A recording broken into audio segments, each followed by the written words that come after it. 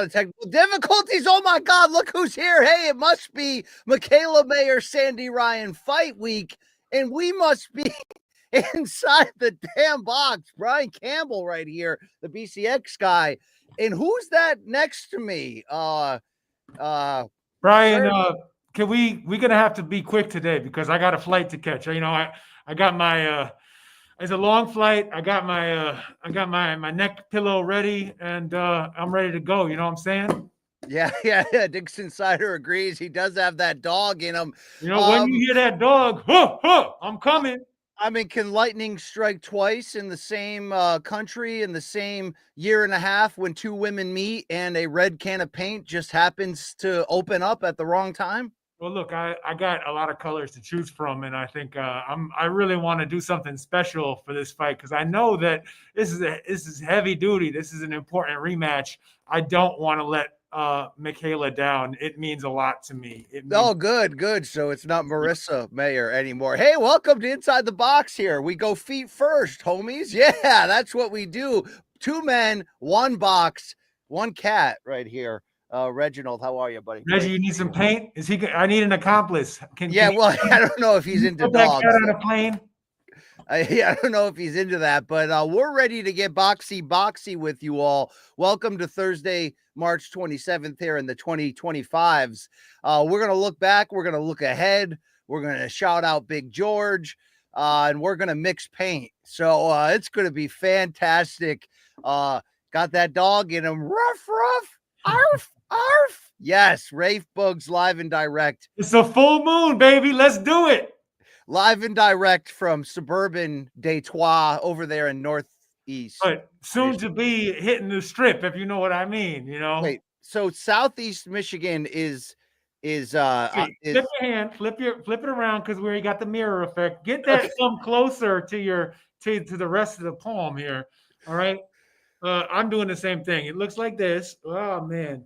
And then I can't do it in the whole, my brain doesn't work 2 ways like here. Yeah. Shout out to all the fantastic listeners, everyone. Thank you for joining our social club of weirdness here. We also, by the way, wow, check this out. I don't know if this is accurate or not, but shout out to 9:15 a.m. for supporting this podcast. This is from Mayer's team. Thank you for your services, right? All right. So yes, I think we're already. That's really that's what it's all about to me. That makes it all worthwhile. All of the expenses, the overnight at Circus, that's not easy for me to come out of. That's not easy. But finding out where the fight hotel is, and just making sure that I do this right, because it's not a little thing, it's a big thing. Now, what is your motive here? Is this just because of your long history of disrespect towards combining 2 of my favorite things together in the same sandwich, which is boxing and women?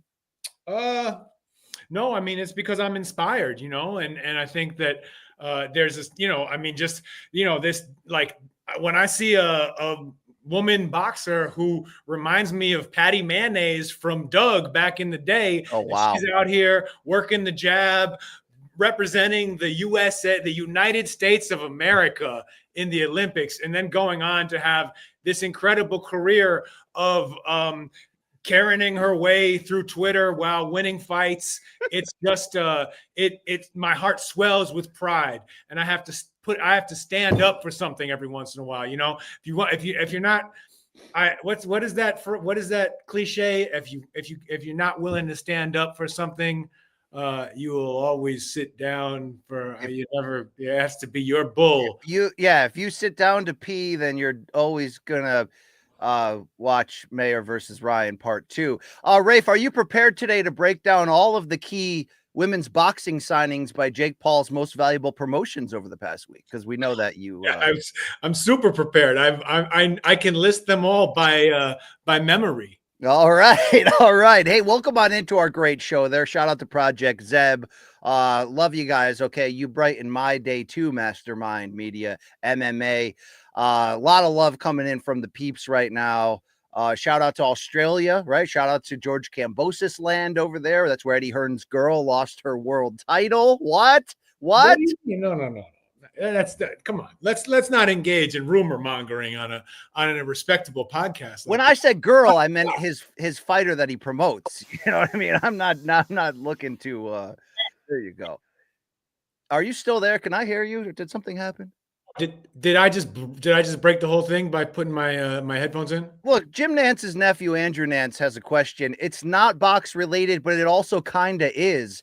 Did you see yesterday where LeBron went on the Pat McAfee show for an hour, dropped a doogie like he was on the episode of Oz on HBO, right on SAS Stephen A. Smith's face, and then Stephen A's like, "Yo, if he would have thrown at me, I would have. If he would have put hands on me, I would have thrown back." And then suddenly you got LeBron clowning him with that famous, not the Ron Stander uppercut, but that famous video of Stephen A. hitting the pads. We know that you love basketball. We know that you write books about loving basketball, and we know that you love the box. Who's right? Who's wrong in the Stephen A. versus LeBron debate? You know, what I don't love, Brian, what I don't have a whole lot of time for is the bullshit. And this is yeah. You know, especially when there's real work to be done in these here streets. All right. It's an important fight weekend.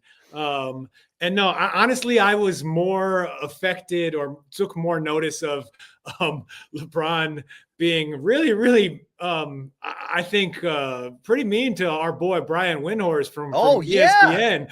I like Brian Windhorst doesn't pretend to be LeBron's friend. He's pretty open about the ways that being from Akron, Ohio, and covering the early parts of LeBron's career, catapulted his own career.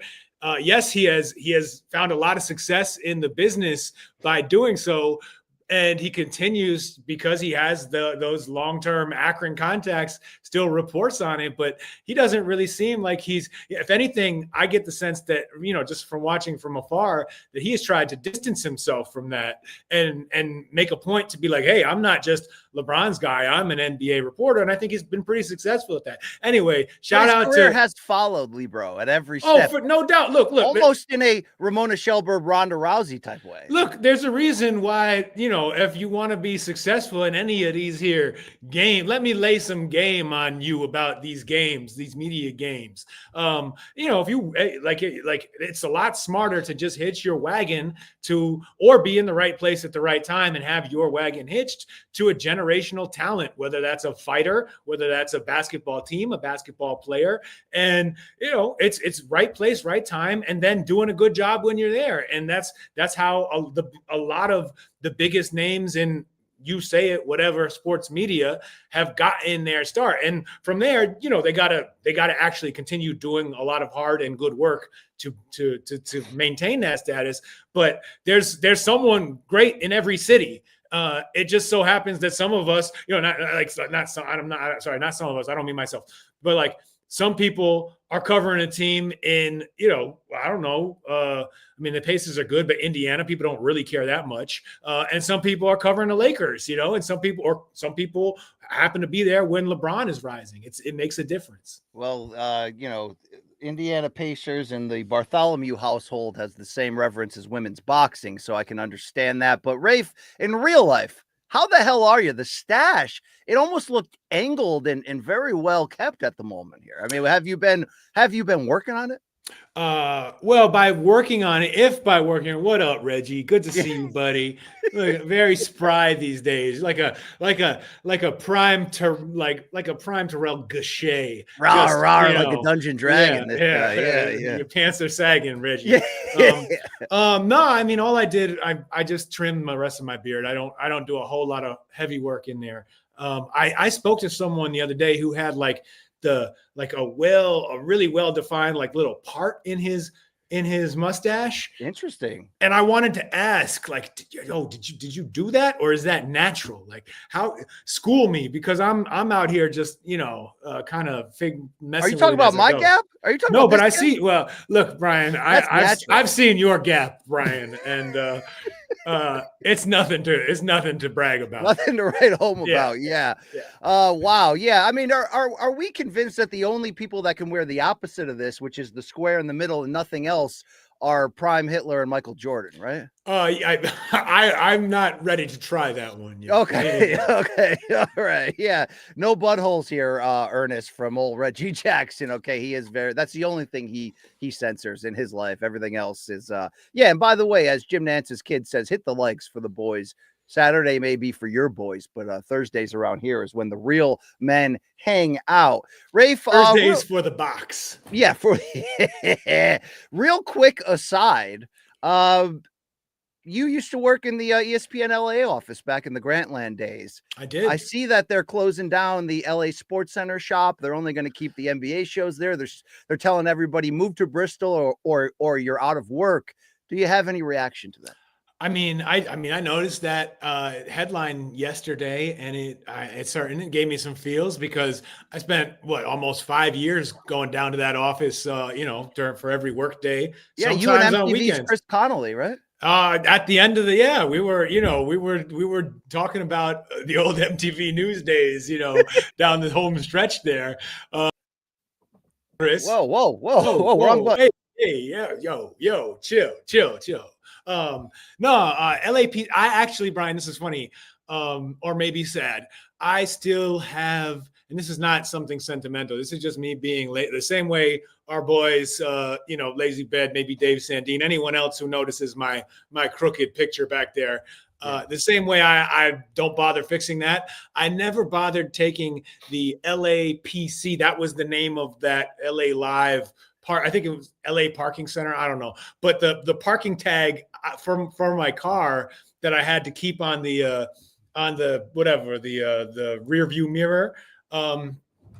That tag is still hanging there. It still says LAPC. I've been driving it. It's been 10 years, almost 2020, end October 2015. So we're going on 10 years since I have ceased working for ESPN. Okay. And yet still, Brian, I have my LAPC parking tag hanging in my car. Wow. That's what I'm saying. What are you driving nowadays? I'm driving a 2014 Honda Accord with about 122,000 miles. So is it green? Is that the one you drove me around LA in? It's a black Accord, but it is that car. Yeah. See, I don't see color. I just have that ability. I mean, we know that about you, Brian. Yeah. Did you see what Poolside Bloke said to you about you and Chris Connolly bagging ladies afterwards? Would this be a situation where you studied abroad and then you married her? I appreciate that, bloke. It's true. Hey, it was 2015, guys. Hey, chill. I mean, that was just my side piece that Uncle Chris met that time. It was not, and yeah, he took her, but I mean, he was on MTV News. What could I do? Exactly. Rafe, he's made some wishes come true in his days. Hopefully not with too many of those kids. Everything good in your personal life, Rafe? I don't know if you want to get personal with the people here. You got Faygo in that or what? I kind of have Faygo. No, I don't. I have a water mixed with the Celsius powder. Yes. So is that the equivalent of when smokers try to wean off by putting that patch on? If they come out with a nicotine patch for liquid crack, sign me up. I'll participate in your trials, anything that we can do to get me off the liquid crack. You off of that. Yeah. There is nothing we can do. I guess it's kind of like that. My best strategy is just try not to leave the house. Ever. There you go. Yeah. Post-COVID has made us all not willing to invest in society at all. By the way, Lazy Bed putting shouts out there to MTV's Matt Pinfield. Is he battling an illness of some kind? I don't know. I mean, he was definitely battling baldness since a long time ago. Oh, wow. And no, BC not driving a Ferrari thanks to Alan W., the international man of mystery. But my orange Subaru Crosstrek is in the. What's the Crosstrek? What's a Crosstrek? What kind of Subaru is that? Small four-door sporty car with smaller than the Outback. Yeah, a little bit smaller, Interesting. Yeah. We're going to talk box, but I wanted to hit you with an unscheduled box story off the top.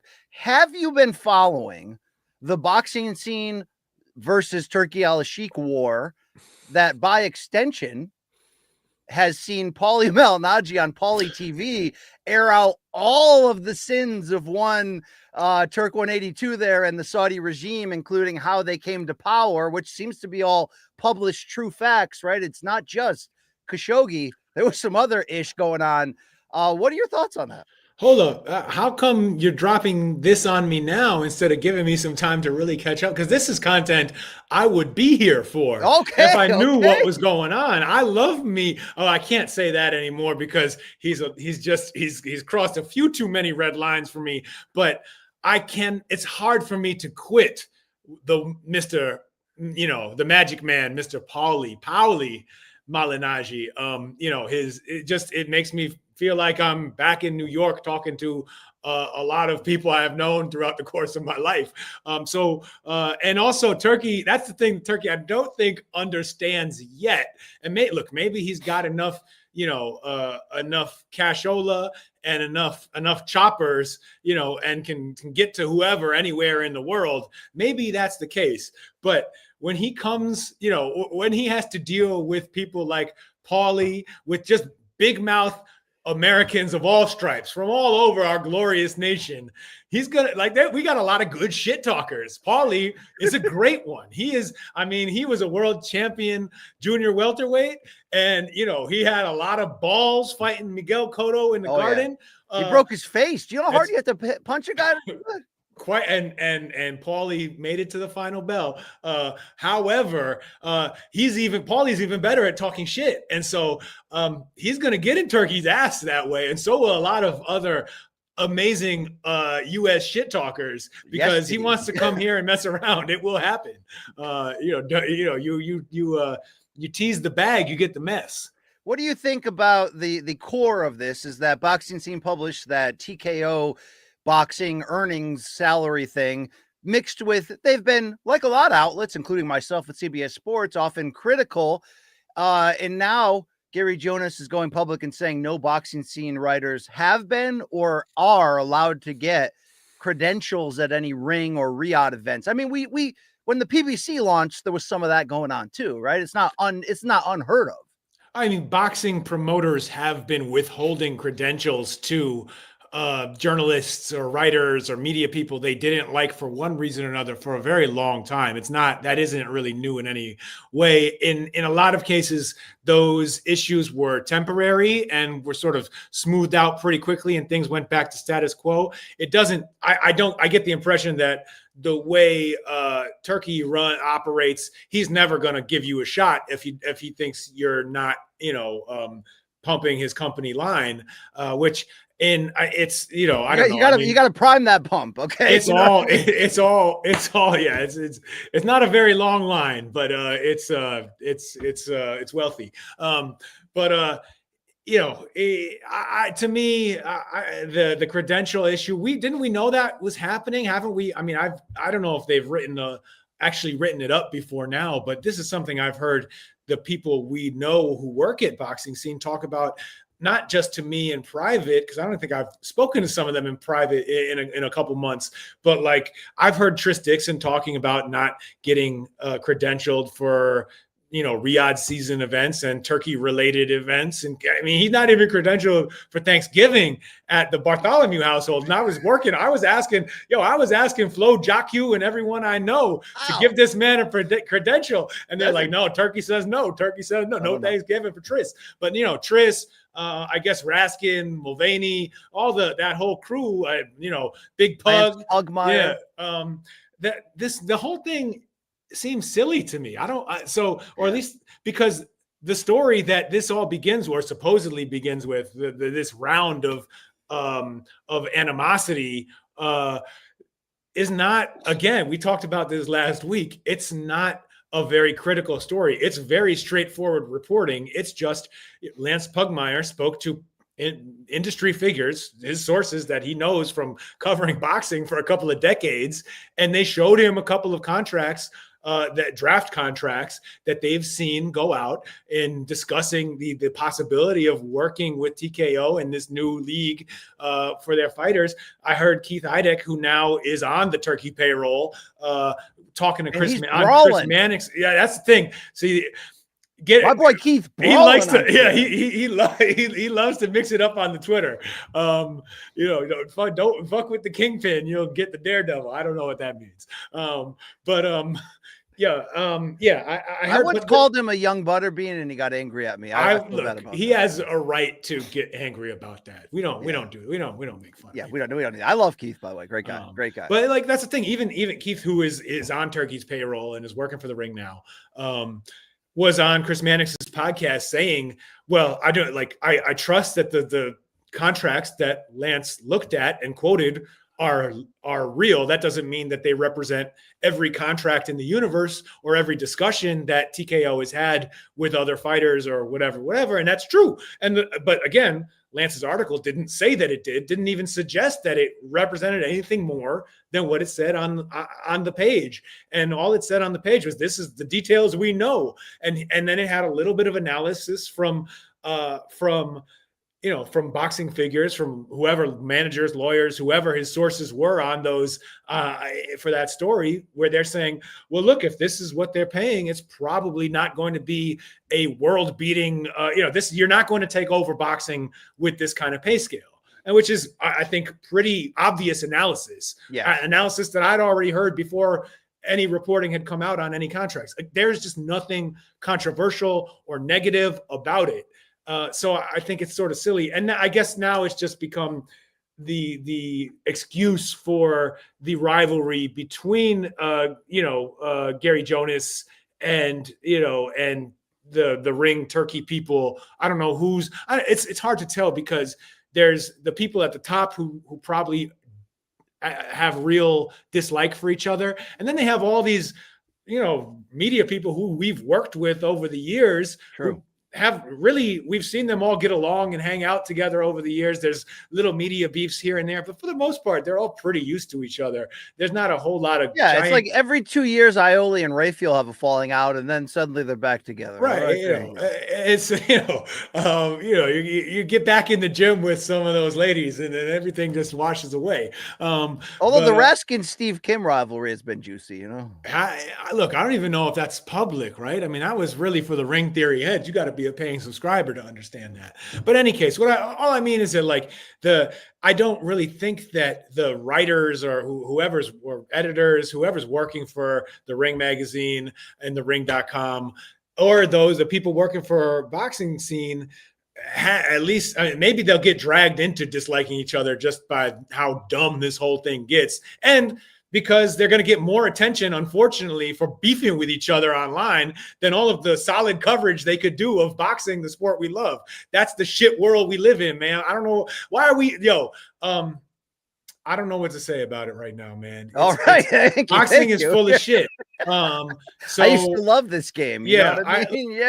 Do you think that that Gary Jonas, the owner of Pro Box and Boxing Scene, is not just upset about the credential? Because look, the credential situation, like he may have said, has just been going down for months already. So this isn't anything new. Is he coming out with it now because the TKO league probably is going to compete on the level of boxing that Pro Box has been operating with? The Ring City USA circuit, the Tuesday night fight circuit. How dare you merch that name? Okay? Shout out to my guy Fistianados, baby. That's my guy. I mean, he was a legend. But that was an awesome boxing podcast when he was doing. I'm glad he's back in the business and thriving with Ring City USA. But I would love it if he brought the podcast back. Indeed. So here's the deal. I think it's really just an extension of that interview Gary Jonas gave last week, being very critical of Turkey, and then Turkey responding on the Ring magazine website. Whatever. It is what it is. Do you think Brody Moret's right? Dan Rafael going to slap Coppadra on sight if he sees? Well, sometimes they feud a lot too. They do feud a lot. I think they are probably on site with each other every week and somehow manage to avoid slapping each other. This ain't Michael Katz versus Ron Borges. I got to say, one thing you really sort of, I don't know if it's to his credit or not, but the operator is always looking for action. Like he wants to step to people. So I think that I'm guessing that, at least, back in the day when I was covering fights alongside him and he would get into altercations. He's a spicy meatball. And I think Dan the man likes to encounter his meatballs on the plate and not in the realm of combat. Okay, wait, what was Paulie saying? But that's the part I want to hear. He's just exposing the truth. I mean, Paulie's been very vocal about why the TKO takeover could be really bad. He has been speaking ad nauseum that he's friends with MMA fighters, and not a single one has a good thing to say about Dana. So the pay structures, the monopoly control, all the stuff that essentially we're also saying. But now he's been given extra info about Turkey's past, so he's aggressively exposing that. And I think that, I'm not against that, by the way. Like, let's get that information out there, but it is what it is. We got to transition now to an RIP moment. The great George Foreman, big George Foreman, age 76, passed away. I don't think there was ever a cause of death from the family, but I was not surprised to see this story extend far beyond boxing, because that's where George Foreman's star has always been, from the George Foreman grill to knocking out Michael Moore at age 45, plates full of cheeseburgers. Don't forget about that sitcom on ABC he had. This man is a boxing legend. He's a pop culture legend. He's a legend of life, retiring at 28 to become a preacher, running out of money, coming back into boxing, and then has 2 Hall of Fame careers in one. So I want to hit you right off the top with this from the great Alan W., the international man of mystery, who we love. Thank you for the support. Thank you, sir.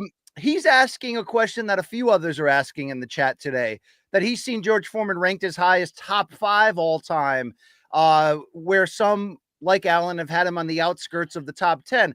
I know you didn't prepare an all-time top 10 here of heavyweights, but I think if you have George Foreman as, let's say, the 5th greatest heavyweight of all time, I don't think you're wrong, Rafe. What do you think about that, considering the 2 greatest eras of heavyweight history are the 70s and the 90s, and he was on top of both of them at different times? Yeah, I think that that is a very defensible sort of, and I don't mean this disparagingly, like casual take, because he's one of the first 5 who will come to mind for me, and there aren't obvious examples of, oh, that guy's definitely had a better career than George Foreman that come in to bump him out of that top 5. Now, when you study it, when you go through it in the way that that I used to watch Max Kellerman do on public access, Max on Boxing, sitting there with a old school telephone in front of him, and talking through boxers' records, all from his head, historical stuff.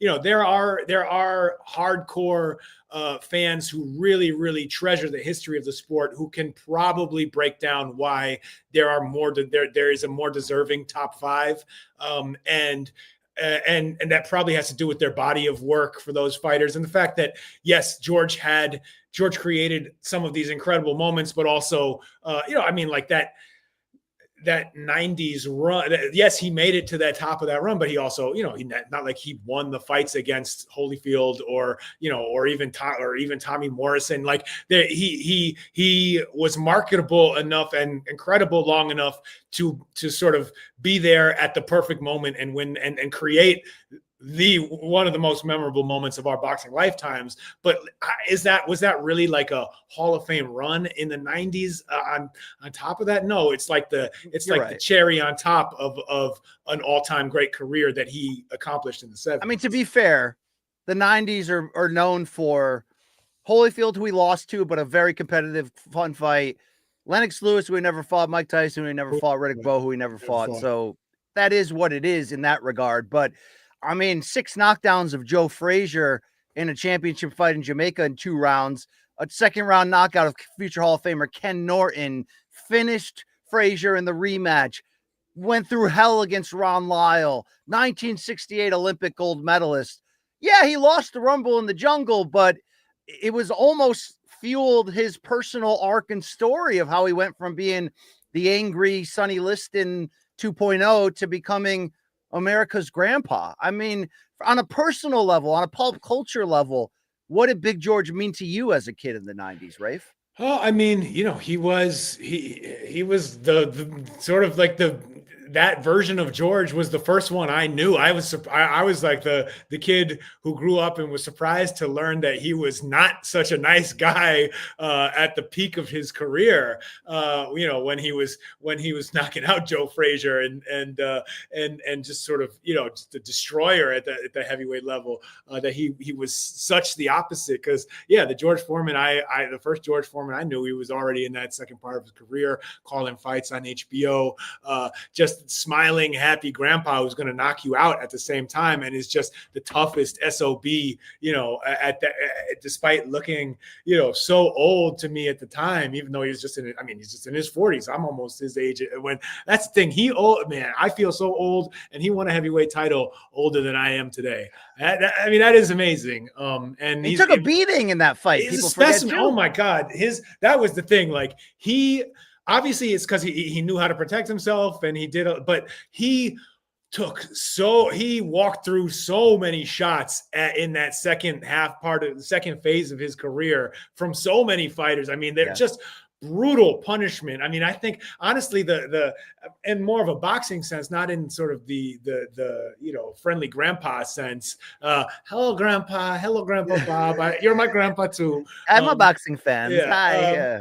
Hi. But one of the earliest memories of just being so excited watching a fight on TV was in that first Holyfield fight, that seventh round. That was the first incredible round. I mean, maybe I saw some before then, but that's the first incredible round of boxing with the momentum swings. And is that the one where Foreman wobbled Holyfield? Yeah, and then they trade, and they're both. I mean, it's just unbelievable. Both the shots that they're taking from each other, the fact that neither goes down. They both are hurt in the round, and how exhausted they look at the end of it. And then they come out and fight 5 more rounds after that. It was one of the first moments where I just, it made me stand up in the living room and be like, oh my God, what is going, like, little baby Emmanuel Stewart, man. Oh my God, look at this. Look at this.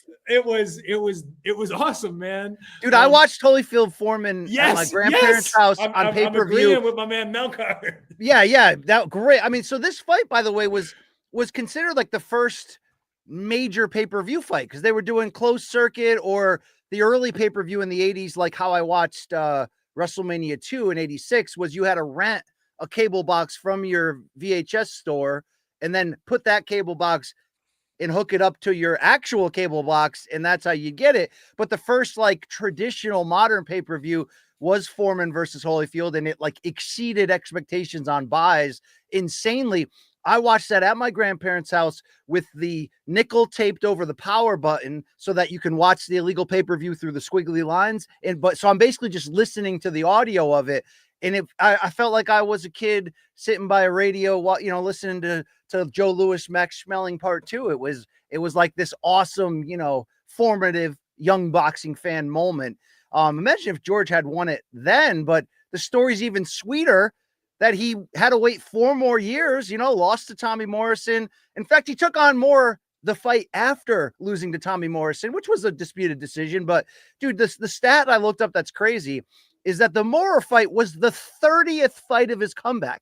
30th. That's insane. Yeah, it's insane. And also the mentioning Michael Moore reminds me that yesterday, our guy Tris Dixon of Boxing Scene and all of the good things you find in British boxing released for non-subscribers his episode of Boxing Life Stories with Michael Moore. Yes. And Michael Moore is such a good interview in it, and just fun to listen to.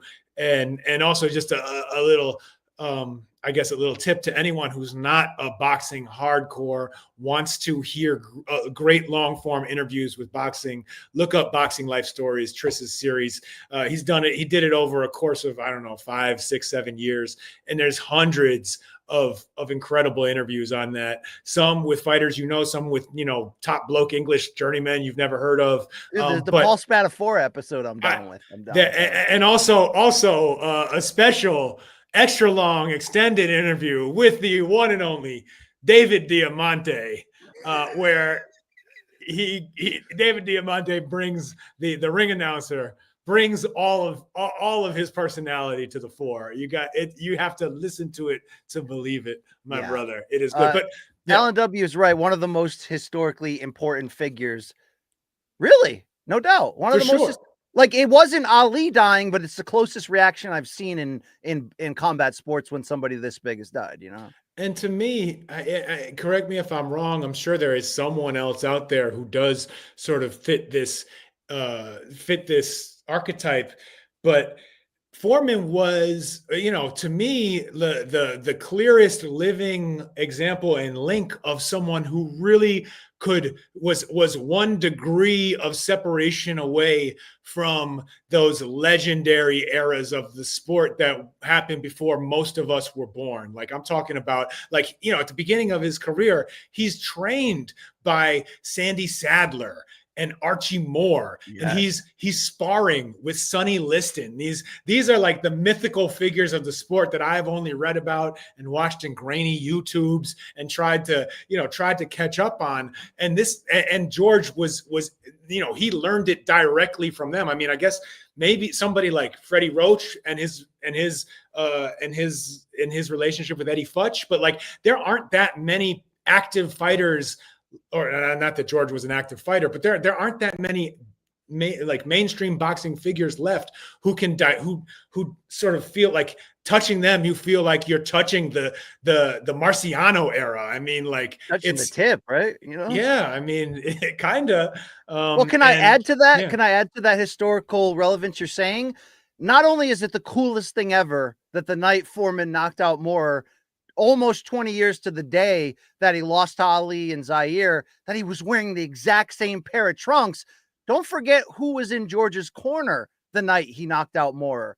Dude, Angelo Dundee, Ali's trainer. So it's like, look at those historical connections that you're talking about right there. Yeah, I mean, that part of it. I mean, that sort of made you do feel like we're still, we're losing the recipes, not because of not necessarily because of technology or anything in this case, but just because time is passing by. And I think of like, so George is one of his like low key, famous knockouts that all the hardcores love, the Jerry Cooney fight, right? Mm-hmm. Where he walks across the ring like it's nothing and just goes "Prop!" And then puts him face down with that overhand, damn, and then just keeps walking. That looks a lot like, I think I should have looked this up before, but it reminds me of an old knockout, like the way that Jersey Joe Walcott knocked out Ezzard Charles in a heavyweight title fight way back in the day. That sort of sneaky, I'm not dangerous right now because I'm just walking across the ring and then what, and it's just I don't know, man. He connected to something, that's the thing. He connected generations back that to a time in boxing that kind of only exists in my imagination. Yeah. And he also connected to us in the flesh, in the moment, through those fights, through the grill. I mean, my grandma, that's the only thing, the only thing she would ever cook on was a Foreman grill. I'd go over and sit on her porch and, and she'd have, and she'd just throw a couple of, crappy hot dogs on that grill. Dude, I cooked so many crappy hot dogs in my first apartment with that Foreman grill. Crappy hot dogs, some stale potato chips from ShopRite, and like that was lunch every day with my grandma. It was great, man. I got to bring up a question here from the great poolside bloke, or a comment. Made plenty of grilled cheeses on the Foreman grill post-coitus for me and the lady in college. I mean, who hasn't, right? If you're not classy enough to give the lady a post grilled cheese, then who are you, right? Yeah, Who right, Jeffrey. Yeah. All right. All right. Yeah, that's great. Dude, you know what's a sneaky good fight for him too? Big George, 1990 against Alex Stewart.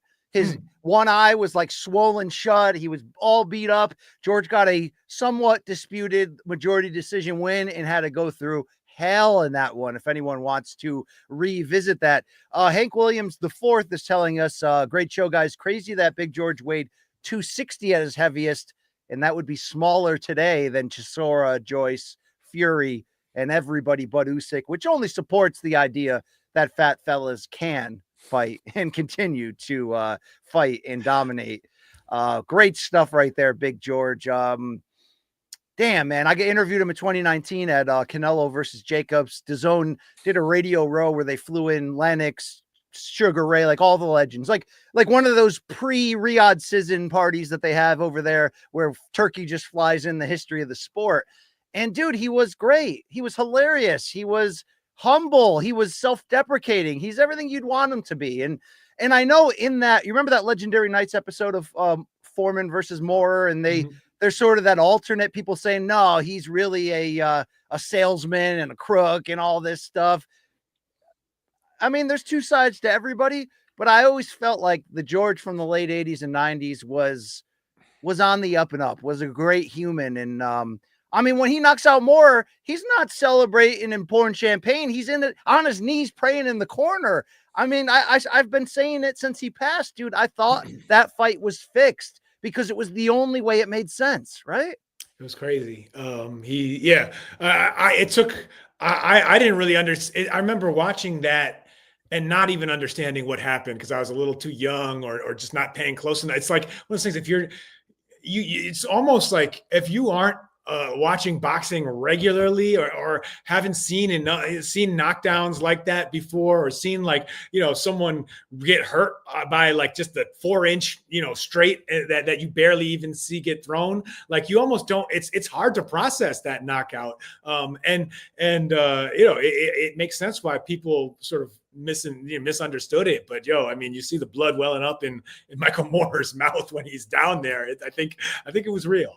Well, dude, that 1-2 that he hit before, like 3 seconds before the 1-2 that finished him, that's the one that rocked Moore and kind of left him out on his feet. And dude, like they talk about in the Legendary Nights, the way he would take his jab and push Moore with it so that he can deliver that short right hand. Dude, he's an arm puncher. His whole career, he's an arm puncher, dude, right? And yet it's like him, Ernie Shavers, Deontay Wilder, Rocky Marciano. Like, who's the biggest one-punch knockout artist of all time? It might be George. And he's also Bill Detloff's favorite, right? That he's the person who I don't know if Bill has been on any podcasts in the wake of Foreman's death, but he is someone who I thought of immediately because he always talked. I mean, he was a fan of Foreman from the beginning. He loved mean ass George Foreman, and he still saw mean ass George Foreman and happy go lucky church preacher George Foreman. He saw and he Detloff, and he's just got a great way with words. Sprinkle some salt on George's memory for us, Bill. Indeed. Couple final mentions here from the folks. Rob R is right. Is this Robbie Rinaldi? Big George versus Dwight Muhammad Qawi, which was part of the early part of his late 80s comeback. That was a very good fight. Also, Alan W is right, and thank you again for your support, Alan. George proved that making a complete 180, heart personality wise, changing of the heart, that's rare. That's rare at the level that George did. And I think they said he made an estimated 200 million over 3 decades on that damn grill. Too bad Hulk Hogan didn't pick up the phone when they called him first, right? I mean, who wants to buy a Hulk Hogan grill?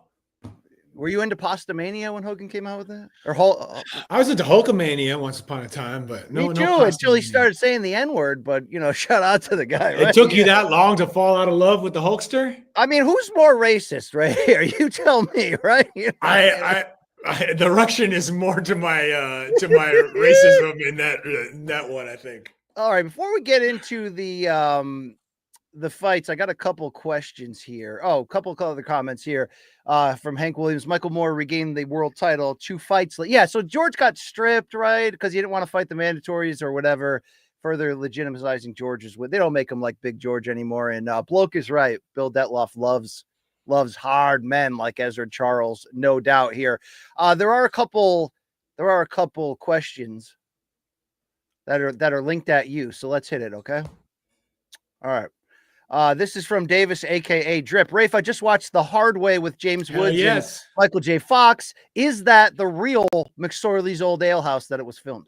It certainly is. I remember. I mean, I was pumped when I remember my father coming home and telling me that he saw Michael J. Fox that day because they were in the bar shooting, and I was like, oh my God, Michael J. Fox is so cool. It's like there was one time when anytime like back in the 80s, Charlie Sheen was in one night, and they were like, oh my God, Charlie was there. And there's some pictures on the wall of them still. But yeah, that was the real bar. Some of when Hollywood movies film in there, they usually change some of the details of how the bar is run. I think they're drinking like mixed drinks in there. It's not light or dark. No. But other than that, at least they were sitting, I think, on real McSorley's tables in that one. Sometimes they'll even bring in new furniture and stuff. I mean, look, when the money is there, you take it and let them, as long as they don't trash the place, you let them do whatever dumb stuff they want in there. Did you like MJF and Michael J. Fox in Bright Lights, Big City? I thought that was kind of like a cool, serious turn for him mid-'80s, right? I mean, I wasn't following his career in that way at the time, but I did watch it on Tubi later. And I was into that. I liked him, getting a little out of control with the cocaina. I get it. Wasn't that part of the film? It was part of the film here. Milcar X is saying his top 5 heavies all time would be Ali, Joe Louis, Foreman, Jack Johnson, and Larry Holmes. I have no problem with that. I personally, for whatever it's worth, have Louis 1, Ali 2. I typically have Lennox and Foreman in my I think I also have Jack Johnson. So that's about what I'm working with. Is there anybody else that could be considered top 5 that we're thinking here? I feel like Lennox is, no doubt. I don't put Holyfield in the top 5. But it's all BS anyway. We didn't watch. I mean, I'm sure the hardcores, I consider it, I don't know, some sort of blasphemy to the sport. But it is a popular opinion that Mike Tyson is one of the best heavyweights of all time. How many times people are like, BC, how could you say he's not a top 10 heavyweight? I'm like, I also said he's not a Hall of Famer, but like I understand what that peak meant. I understand it. No question about it. And I obviously love Mike. Real quick, prelim event says, BC, who's your favorite boxer of all time? I was actually thinking about this the other day. Like, what would be my list? Oscar 1, Sugar Ray Leonard 2, Joe Calzaghe 3, what? Tim Bradley 4, what? And Jason Litzau 5. Ray, what do you got? What do you mean what? You got you. Oh my God, Brian! I hope the Jason Litzau thing is just a joke to throw a tack on at the end. But I'll put Sergio Martinez at 5. But I gotta have Calzaghe in. Thank you. At least Calzaghe and Andre Ward sat down, and it's a good chat, dude. It's a good chat. I didn't want to see them sit down. I wanted to see them fight once upon a time. That's true. They do talk about that. But what's your 1, 2, 3 in your fandom's history? Look, I don't have this. I don't have this thought out. So I just go off the dome here, Brian. Please do. So first person who comes to mind, for better or worse, the gloves of Clito Reyes, Manny Pacquiao. That's number 1. That's a great number 1. He means a lot to me. I loved a lot of his fights. And then right after that, that's the thing. That's why I love this rivalry so much. Juan Manuel Marquez. I might aesthetically love watching him fight. I mean, some of his fights, the outside of the Manny fights, are among my favorites of all time. And they aren't necessarily great fights. I mean, the Katsitas fight was not great, but he gets put on his ass hard. Now, I wish Kambosos could punch like my boy Katsitas did back in the day, but he doesn't. And then to see Marquez get up with that incredible recuperative abilities and start just taking Katsitas apart and get that stoppage later. The Juan Diaz fight, some of those clinics, those competitive clinics that Marquez had, even that late career knockout win over not quite completely washed Mike Alvarado, beautiful. I mean, beautiful. I love Dude, me. the Tim Bradley fight's Yeah. great. Even though Bradley won that by split decision, that's a great title fight, man. Just a fighter who I could watch over and over and over again. And one of my favorite characters from 24/7 over the years, partly because of himself and drinking urine all the time. Yes. And also because of every opportunity you get to see the great Nacho Beristain, his trainer, his legendary trainer, who just oozes that kind of like boxing wisdom, don't give a shitness, that and just funny meanness. There's one of the from one of either the third or fourth Manny fight, the 24/7 for that. It came right after Alfredo Angulo lost to James Kirkland, and that's the one where he knocks Kirkland down early and then blows his load like few loads have ever been blown, like old Angulo did in that fight, and then eventually gets stopped because he's got nothing left. And Nacho in the 24/7 is like, oh, that cabron, he blew his load. And I'm like, yes. All right. I only got two for you right now. But on your balls. So I'll pause your list. Arturo's got Salvador Sanchez, Rocky Marciano, Sugar Ray Robinson, Raton Macias, and Amanda Serrano. Interesting list. I think I already have to revise mine before I even let you finish yours. I forgot about Triple G and Usyk. I mean, I was going to say Triple G was my next up. Usyk, I love the guy, but I don't know if I put him in my favorites. I'm not saying he might be the best. He's not in your favorites folder with Dwyer's. He is in my favorites folder, but I do have to make room for Maravilla. Like that is one we agree on. I love me some Sergio, sexy Sergio, and I'll give you one more name if I can come up with one. Let's see, who else did I love? Bloke might be onto something here. He was a dazzling bloke. Not washed Gil. The Rooster. Thank you, Peter. I was thinking of throwing out the joke, Nico Macias. Shoot, man. Hank Williams might have nailed you. Joey Spencer, the stripper, and Sandy Red Paint Ryan. No. I'm completely in the tank for Michaela. All right, Michaela Mayer all the way. All right, I got a tank right here. It's coming for you, Sandy. Thank you very much. Alan W. offering no Hagler on either list. I'm too young. I've never been. Yeah, I mean, like that's Lou Thomas's favorite boxer of all time. I could not have more respect for Hagler. My father's favorite boxer too. I'm a Sugar Ray Leonard guy because I'm also an Oscar guy. I'm the pretty boy guy. It's right? No, you are a front runner guy. You like all these bum ass. I think, I liked. Oh man, I want one more, man. I want one. Who's it gonna be? I want one. You don't like Tim Bradley like I do? Come on, it's our guy. Not like you do. No, I respect him. I enjoyed some of his fights, but no, he was in a lot of bad fights. A lot of leading with the head. I don't know, man. Remember when Pat Russell? Madonna. I'm taking Madonna. All right. Shout out to British Paul. What about Chino? Matisse? We have a new Manny Pacquiao. Look, I do love the machine, the machine Lucas. But come on, if you had to choose, it's a very difficult choice between him and Maidana as the Argentine brawler of their era. But it's clearly Chino. Wow, I got a lot of pretty boys. I got sexy Sergio, Oscar, and Ray Leonard in my top 5. That's a problem. Jacob Alamo has Edwin Valero, which aligns with when you told me offline that Chris Benoit is your favorite pro wrestler of all time. So that that. I don't think there's anything. I mean, look, I don't know. I think it's completely fine to like a boxer's exploits in the ring and love how the kind of fighters they were without sweating too much the horrible things they may have done. You love the art, not the artist, right? I'm completely in favor of separating the art from the artist. Okay, thank you very much. Real quick here. Brick Squad shouting me out for being on the PBC call of the weekend. Thank you. Will Al Heyman be inside the box soon? Let me ask you, Rafe. You jacked on Richard Dwyer. You said if I bring back James Foley, you're going to jack. You said, who was the one person you said you'd show up for? The Rooster. Kurt Emhoff and the Rooster. And Kurt Emhoff. But only if they come together. If we called up Mr. Cancer, you got to call him. Will he answer the phone? He won't answer the phone. But if we did that, would you appear? No, I'm jacking on him. Oh God. He's Okay, been fine. jacking on me my whole life. I'm tired of getting jacked on now. Okay, I mean, he's getting jacked on like it's Cinemax late night, right? This is great. Final question, Rafe. How salty will you be, says Hernes de la Cruz, for the Inside the Box episode for Serrano Taylor 3 and the all women's card? Oh, I will be. It will be like just a cave full of Maldon in here, man. I will be sprinkling it everywhere. Jacob also I offering. disagree. Who just said it's better to be jacked on than jacked off? Wouldn't you rather be jacked off? Okay, this is going nowhere. This is going gross. We did never get Madonna Thurman. You're right, Marcos Madonna.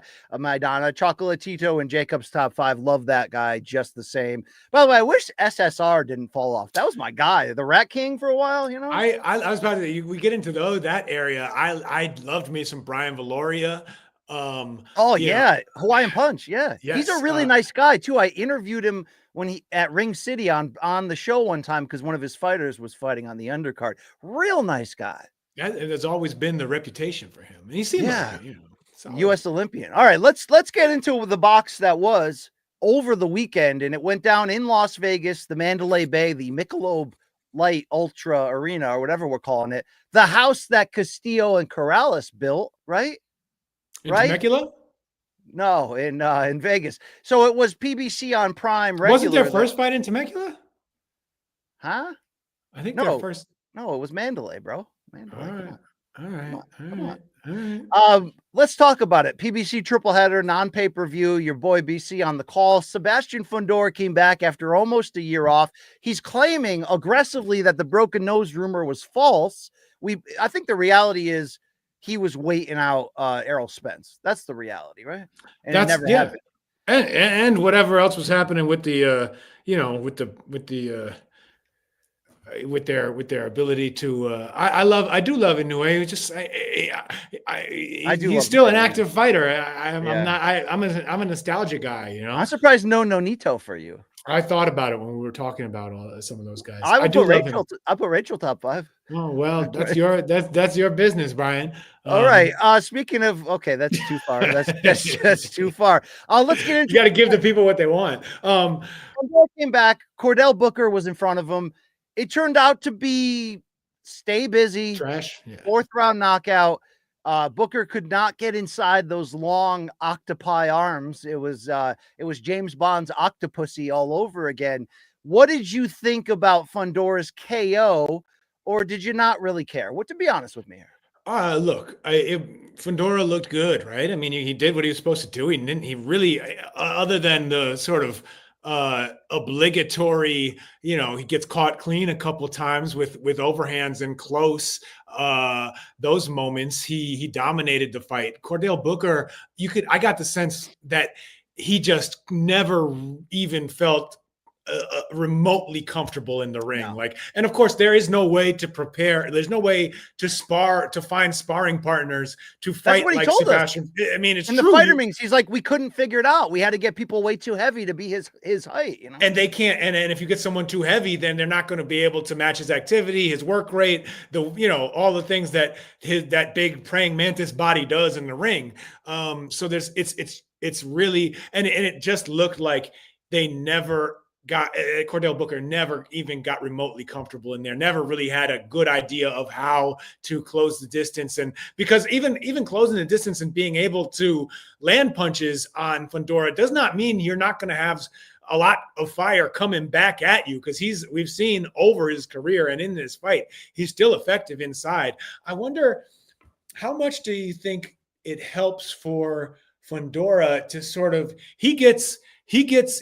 because of just the angle he punches down at for almost all of his opponents, he gets to chop down right on guys' temples and like the back and almost the back of their head in a way where it's hard for a referee to get mad at or to penalize him or warn him over it, because he's not like, it's not like he's punching the fighter in a clinch behind the head or doing something, it's like they're normal punches that he's throwing from the natural angle. They're just landing here and here. And it's gotta be tough on the equilibrium. I would agree with that. I mean, look, I think that we've been complaining about Fundora and saying would you box more? You got that huge reach, whatever, but it's also not who he is. I did like in the first couple rounds, he did establish himself with the jab, which made it hard. That he set it up where if Booker was going to get inside, and he did a couple times, but only could land single punches, he'd have to pay for it with those chopping shots. I'd argue to say, because remember, I've always been critical of Fundora. I thought like everybody, he'd get knocked out the first time he fought a live body. He didn't. He's got a great chin. He's got great conditioning. But I'm of the belief that if that elbow to the top of the head against Tim Tszyu didn't happen, that Tszyu may have finished him inside of 4 rounds. He was lighting him up with right hands. Even though the competition was a step down to a degree, I feel like that may have been the most efficient, dangerous, best use of his size that we've ever seen from Fundora so far in a big fight.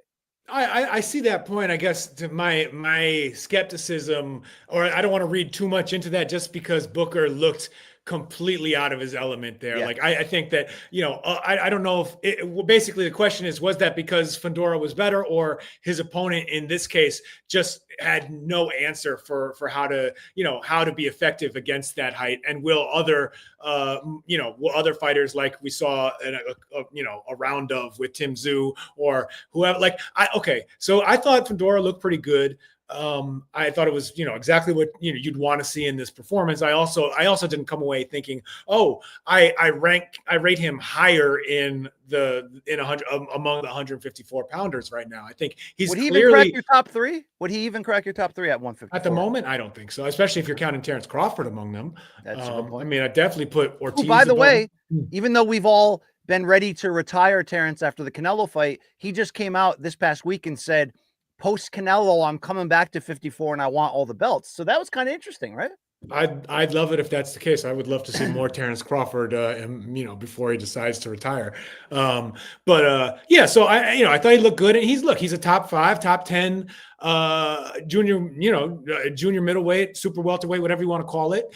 And he's very good. He's tough. Like, he fights how he fights. I never really bought the whole, like, we got to turn him in. We got to teach him how to use his height. He's not, it doesn't work that way. Right. I mean, and if I don't know how many years it would take, but it would take way too long. And there would be years in there where he's looking bad and probably losing fights that he could win because he's stuck between styles. That often works out bad. And look, as strange as it is, we all figured, with that body, somebody's going to fold him in half the first time he fights. But that doesn't happen. Like, to his credit, he can't. It doesn't. His body does not look like it could take a body shot, but it does. He can, and he's got a very good chin still too.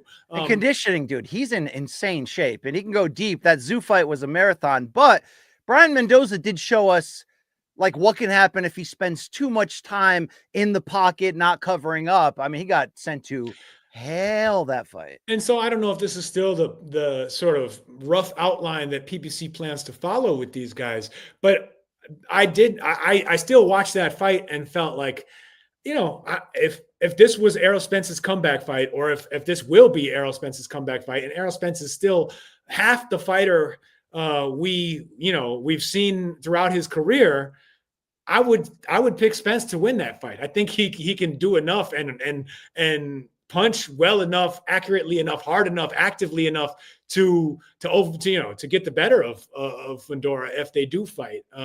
Although he hasn't been in the ring in almost 2 years now, and who knows what he has left. But still,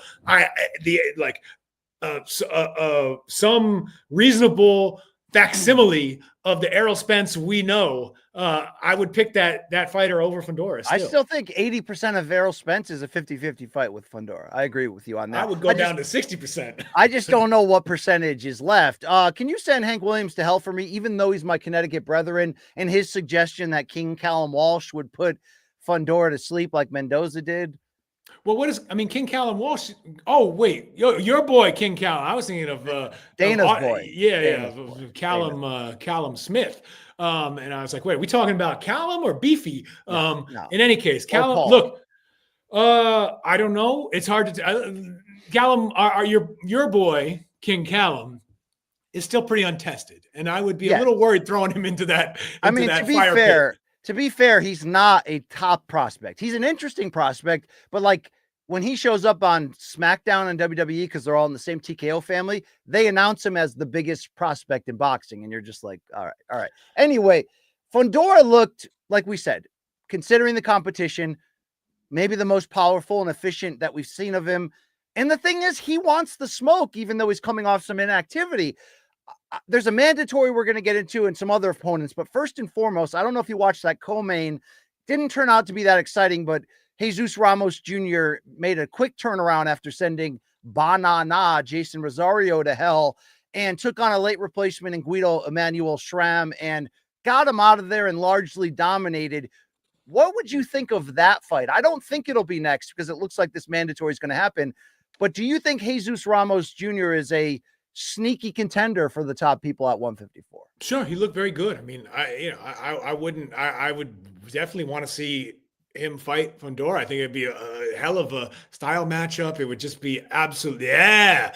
It would just be, I think it would be a joy to watch. Just mayhem in there, those guys going at it, and with a lot of skill. Ramos was impressive. I don't think that Schramm really had anything to offer except way more balls than he really needed to show on that night. Like he could have retired after like 4 rounds of that because it was rough. Dude, but he had some Maidana in him on that night. He was willing to go through hell, except for the part where he's got anything coming back at you. But yeah, yeah, that's true. He definitely was willing to walk through the fight. That was the thing I was watching. It was a very good. It was like great target practice for Jesus Ramos, because it's like, this guy's not going to hurt me, but he's got fucking, balls the size of, Brian's head. And huevos, man. I'm talking about him.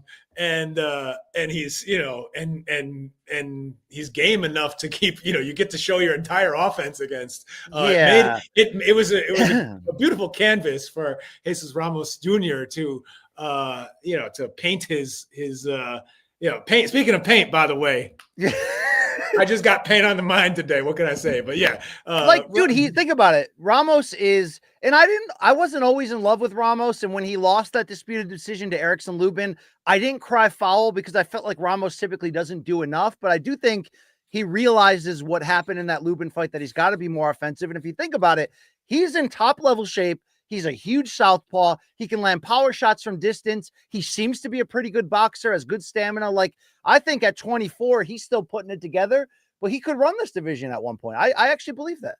I don't know. I mean, run it. I guess that depends on how strong the division is over time. Yeah, it's very strong. Level, it's strong right now. It's at his age. It might unfortunately be. Wow. Okay. Let's get that off the screen right away. Wow. A little bit yellow. Yeah, if at 24 years old, if you were managing Ramos's career, you might even encourage him to just stay on the, at the back end of the contender level for now, take winnable fights, get some names on your resume, and wait for some of the top end talent to retire or grow out of the division. But still, I wouldn't be upset at all if he decides to jump right into the fire and just, Erickson Lubin was right close to that level, right? I mean, in fact, if he had a little bit better punch resistance, he was at times could look like one of the best fighters in the division. He gave Fundora hell in the fight of the year that time. So it was yeah, Ramos looks good. And I like watching that.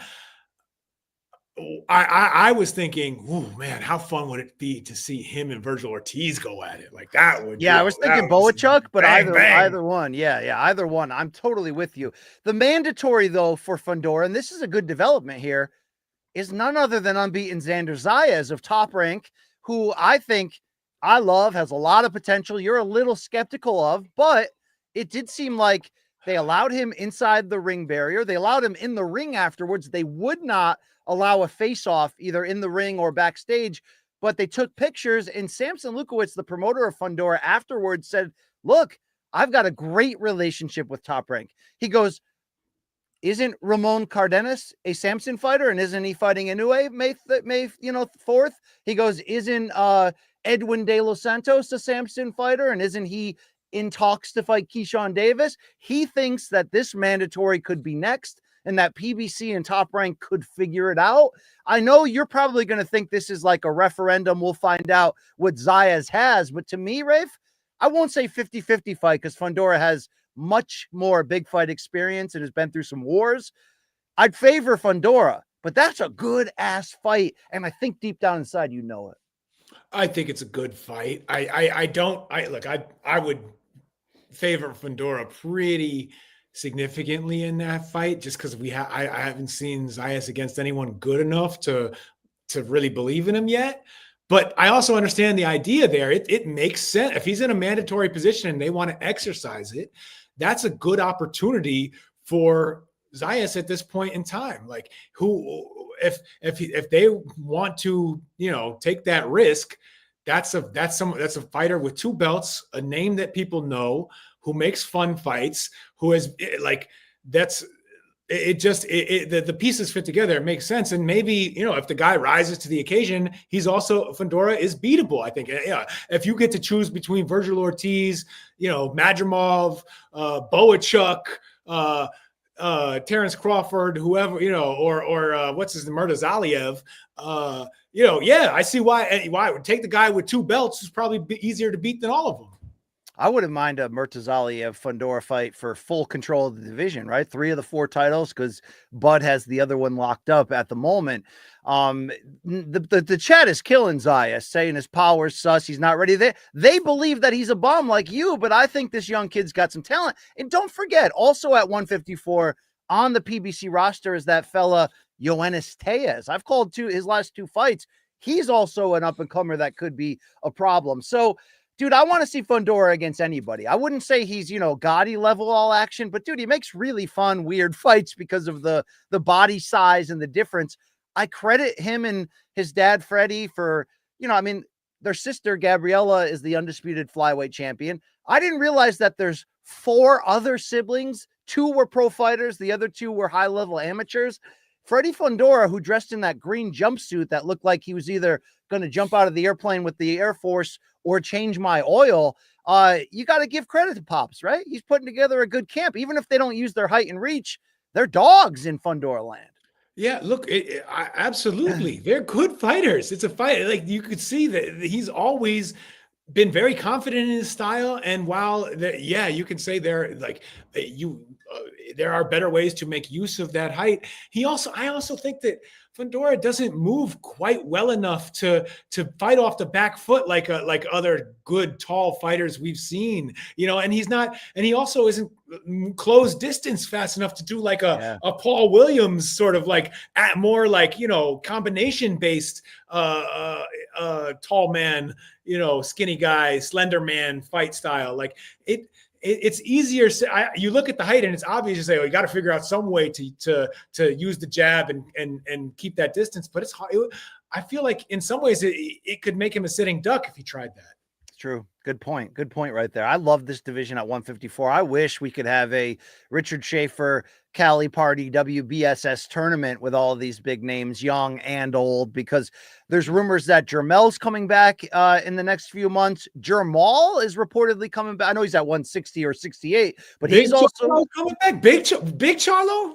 Big Charlo's coming back. So, this is the rumor from Lance Pugmire on the Caleb Plant headlined May 31st PBC card in Vegas. We don't know the opponents for either. We don't know if it's a pay-per-view, but that's the rumor.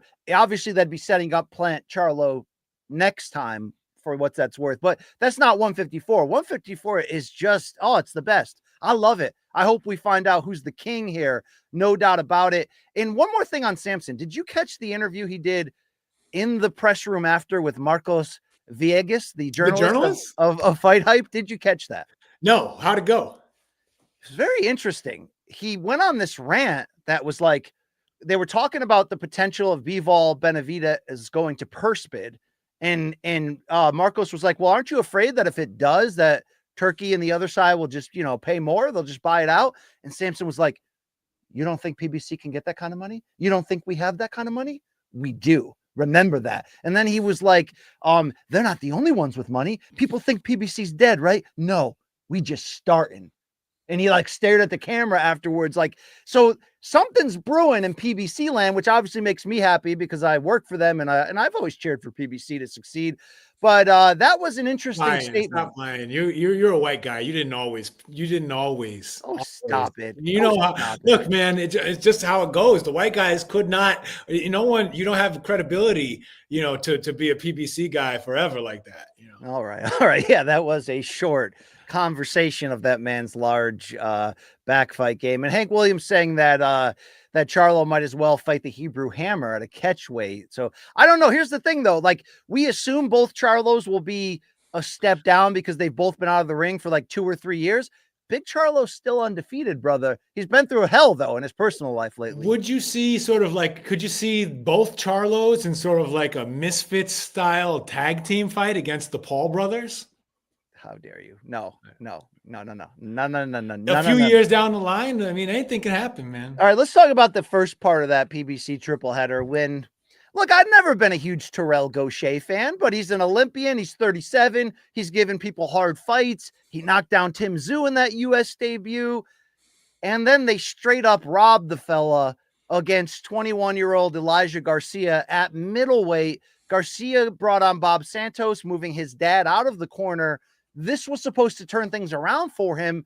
And what did he do? He walked into traffic with his hands down repeatedly, didn't move his head.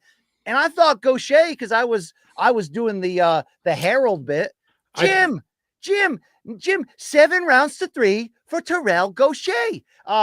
Ultimately, it felt like a really bad screw job. But if you're trying to make the claim that it's one of those like, well, the promoter paid off the judges, I don't think someone's doing that for Elijah Garcia, who just lost to Kyron Davis and didn't look that good against Resendiz before that. What's the judge's justification here, Rafe? Is it just that Garcia threw more punches?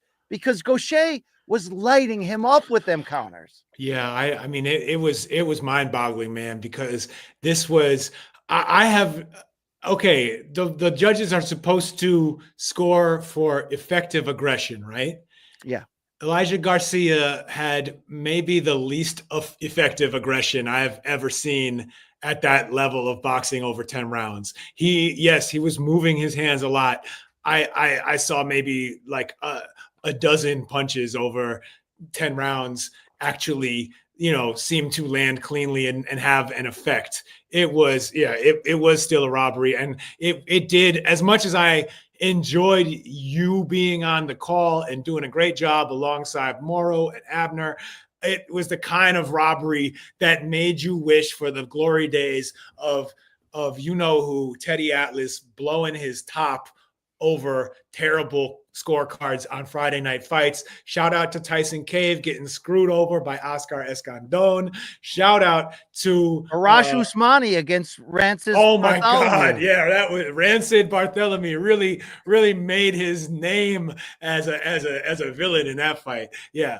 All of those fights, like we needed Teddy going nuts, even and like you guys brought the heat. You definitely criticized it well, but I didn't criticize it a ton, but then Abner's like, no, Brian, he didn't win that fight. I'm friends with him, and he didn't win that fight. And I was like, yeah, somebody had to say it. All right. He looked bad, and he lost, and I didn't. And Terrell Gaucher, at the same time, I was pretty. Yeah, at the same time, I was annoyed in some ways at Terrell Gaucher's performance, despite him clearly doing enough to win that fight. And I thought your scorecard was good for once. Shout out to Danny Jacobs, the all-time champion of Brian's scorecards. Okay, what's my worst scorecard in your eyes? Don't say Thurman Pacquiao, because Glenn Feldman and I, who live in the same town, both had it 115 or 114, 113 for Thurman. Okay, what's my worst one? Don't say Trout Canelo. Don't. No, that one. I mean, I see where you're coming from, even if I can't quite get that far with you. I think it might be Thurman Pacquiao. Stop that. What do you think your worst scorecard is? Didn't you get some heat for another one recently? Something crazy? Yeah, I get heat for it a lot. I think that last time Rigo was on Showtime, I scored it for him when the judges didn't give him any. I'm trying to find this list that I accidentally found on Twitter recently about how many people scored it for Trout. over Canelo. It wasn't just me. It was like me and 9 other somewhat prominent journalists. I just want you to know that. I don't think that one is that crazy. I mean, Dougie that is Fisher, your most, the Beard, Patrick Connor, a few others. All right. that is the most reasonable of your famous scorecards, Brian. I will give you credit for that. Wow. All right. Karen Mulvaney does not think so. That's a grudge between us for life. All right. I don't know why anyone would have a grudge over that, but your Danny Jacobs over Canelo card is legendary in the Bartholomew household as well.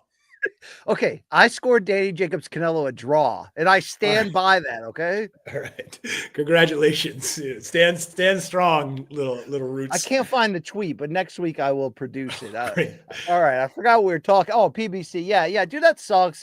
Elijah Garcia needs work. He needs more work.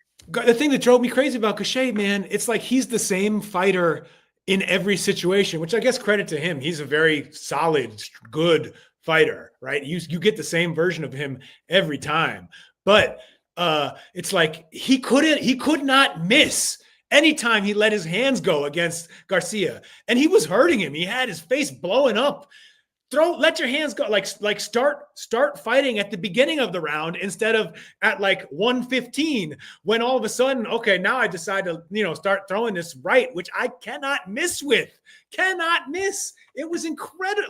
Like he was lighting that guy up. And it's like, he never realized, like, if I do this, maybe like 20% more of the time, I could knock this guy out, and I don't, it's still not fair. It's not like he still did way more than enough to deserve that win on any sentient human being scorecard. So shout out to Don Trella, who Paulie put us onto way back in the day. Is a guy from Connecticut, Don Trella. I've had breakfast with that gentleman a lot. All right. Well, didn't he have Diaz beating Paulie? He had Canelo Triple G1 as a 114. That was a controversial one. Okay. That's not all right. Also, Community Service Band is trying to say my Ward Kovalev 1 scorecard's bunk. No, dude, say it's 7-5 Ward. I really want people to rewatch that. What rounds are you giving Kovalev in the second half? He didn't do 10. dick after that knockdown. You don't think he won round 10? I don't remember. I remember that. I can't tell you every round, but that one I just remember. I was like, they didn't give him round 10. And now they're bringing in skinhead scorecards right here. All right. I didn't score that for Ortega, but he almost beat him. Okay? I don't know when guys are rolling around on top of each other, like to quote Bob Arum, homosexuals, end quote. It's hard to judge that. I don't have the best eye for that.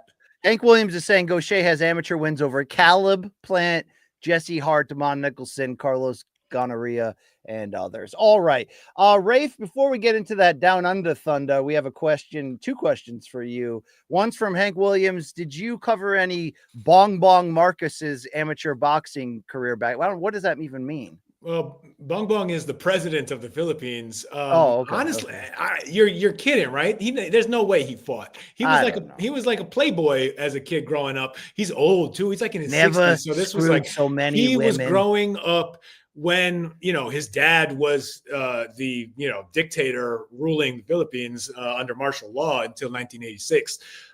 In any case, I will look that up and see if I can find any. I would be surprised if it's a real thing.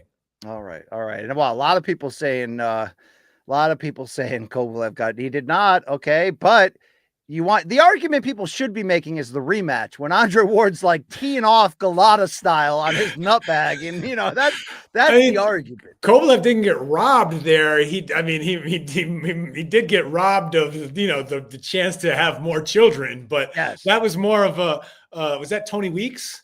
No, it was Tony Weeks, right? That basically, I think the referee was I feel like it was a Vic Draculic type situation. No. Community Service is right. It was B-Hop who said he doesn't want to see guys rolling around with panties. Okay, that's what it was. B-Hop. Oh, but I mean, you know what I'm talking about. I do. Ariel Helwani interviewing Bob Arum before the great Miguel Cotto, was it Yuri, whatever his name was, Yuri Foreman? Yeah, Yuri remember when the ref Mercanti Yeah, he was Jr. like, was "Come on, champ, you don't want to go out like no, that. no, Get no. on, yeah, You're, come on. you're I only got careful. one. You still got one leg. Come on, tough it out, kid." Also, our boy Galachi has a when we were counting down our favorite fighters before, he guessed your top 3 before you said it, and it's very controversial. I'd like to get your reaction. Oh, I do like Bunghole Thompson. I only. Oh, Oh boy. that is Oh a boy. murderer's row. That is Murderer's row. dude. You know how heartbroken I am that I updated the iPad and it deleted all those soundboards and now we can't play them. Look, I don't want to put you on the spot here. I can send you 95% of the same. I know. I sound just have to clips. have to schedule some time and do it and upload them all, and I'll get around to it. Damn it. Okay. In fact, all you right. don't. I didn't even need me to send them to you because unless you've erased your Gmail account, you still They're have all them in all. there. You just there's a search bar function, Brian. Yeah, but I think I deleted when Hello, my Grandpa. you ever get that email? They're like, your storage is almost full, and then you have to delete. So you chose to delete me, man? You didn't. You No, I didn't don't. I mean, delete I all the don't. ads first. What I the don't know fuck, what happened. dog? Anyway, there was another boxing card down under, and Oh. it was your boy Cambo, George Cambosis. He had a late replacement in Jake Wiley. They went the distance, and I did not watch it. I'm going to say that out loud. I only saw the highlights. He's probably going to get Richardson Hitchens next for a 140 belt. Rafe, I'm done with George Cambosis, and it's never like anything against him. I'm just done. We've seen it already. He only beat Teo because Teo's esophagus was torn. And he was Whoa. he Hey, was a yo. he Hey, was a yo. How'd that happen? Hey, yo. he was a man against Haney twice, but he came up empty. Loma said, "Did you just sit on a No, golf I club? What caught a happened?" quick hamstring cramp there. Okay. Did you see this? What do you got? What do you got? I mean, I saw some of it. I also don't care. I haven't cared about old. Did I? I'm sorry, man. I can be a bad correspondent sometimes. So anyone I've left on red is because it's my bad, and I'm sorry. What does that even mean? You know how it's an annoying thing. Like I don't even want. Why do phones have to have this function? But I don't want. I want to be that person who turns it off because then it like I'm not that. But yeah. Anyway, I don't. There's no good way to deal with it because I'm not the kind of person to turn it off. Do you believe that there's justice for Dawood Yordan, the original opponent, who was on his way to ice Cambosis and get back? Well, they're calling him Cambozo now. Come on. I mean, that's a pretty good name for Cambozo. Yeah. Look, the Dawood Yordan fight, I would have watched that with a lot more interest because I just wanted to see who was going to show up. Like I haven't seen that guy since he got beaten from pillar to post by Celestino Caballero in the middle, like more than 15 years ago. I cannot believe he's fighting. So it was one of those things where I was curious. And it's too bad that we got Lee Wiley or whatever his name was instead. Is there a Cambosis fight that would move you? Like, would you be down for a Teo rematch? Yeah, sure. I mean, but only because that's Teo's unfinished business, and it's a chance for him to sort of correct the record on one of the many bad nights of his career, but the only one in which he didn't, manage to pull out a win one way or another. And so that makes sense. But I still don't know if I really want to see that fight. I don't, honestly, I don't. I understand, like, it has a role in the narrative of the sport. But other than that, I can't say I want to see it. I have never enjoyed a Cambosis fight, and he's just getting worse. Like he has not done anything at 140 pounds. He's not done anything since the Teo win to make a case for why he should still be fighting at the championship level. Lou got him paid though. Lou DiBella got him paid, bro. Great, and it seems like he's a real draw in Australia. So maybe that is look. If there's enough money behind it, Jake Paul could fight real boxers. So I get, if Cambosis is a draw, then let these guys go make money off of him as long as our friends down under are willing to pay for it. I'd rather watch a Zarafa fight. I mean, you get fireworks in the ring, and then he's going to strip for you after. I mean, Okay. What about one-time Thurman, the new Australian boxing hero? I want a private dance from the champ. What about one-time Thurman going back to 47 against Cambo in Australia? You in? Who? Keith Thurman, George Cambosis. That doesn't make it. How's they going to fight? Who? What weight? I Against just who? said 147 weight category 147. Okay. No, I mean, no, absolutely not. Like All right. I mean, it would be fun. Like Keith would hurt him, Right. but can he make 147? Probably Cambosis right. doesn't even belong at 140. He Okay. like, You're what's right. the He's a point? 35er. Before we get into Eddie's girl, Rafe, did you hear Brick Squad wants to know about Ebony Bridgers and Kell Brook having a little? I don't like that a little chocolate brownie. There, I like when you talk about this chocolate brownie, not any other version. Do you think that when he met her, he was like, "Hello, hello, I like a bird. Would you? Hey, can I feed you my little chocolate brownie?" But that wasn't.